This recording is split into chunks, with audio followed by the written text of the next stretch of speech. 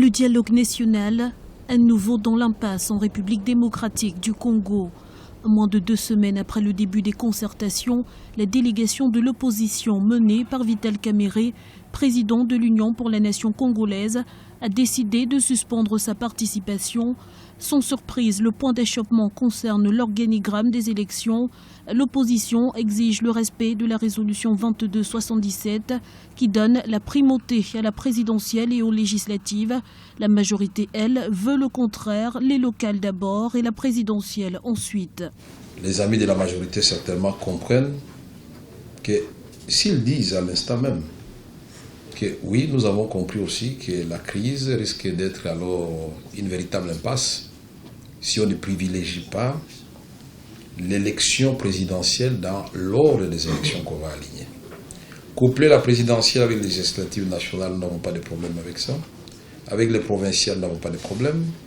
Mais nous disons, dans la séquence, on doit voir effectivement que nous avons accordé une attention particulière à l'élection présidentielle.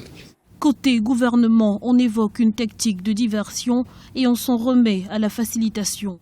C'est depuis 2006 qu'on n'a pas organisé ces élections. Et ces élections sont fondamentales parce que notre pays a opté pour le régionalisme constitutionnel. Et par conséquent, la décentralisation a été inscrite dans la Constitution. Maintenant, l'opposition estime qu'il faut commencer par la présidentielle. C'est le point d'achoppement. On a appris qu'ils ont suspendu leur participation, mais je pense que c'est une tactique de négociation.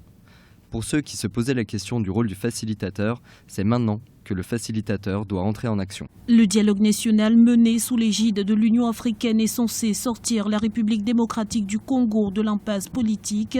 La facilitation va-t-elle choisir entre la résolution 2277 et une position plus consensuelle qui amènerait peut-être un compromis entre majorité et opposition ?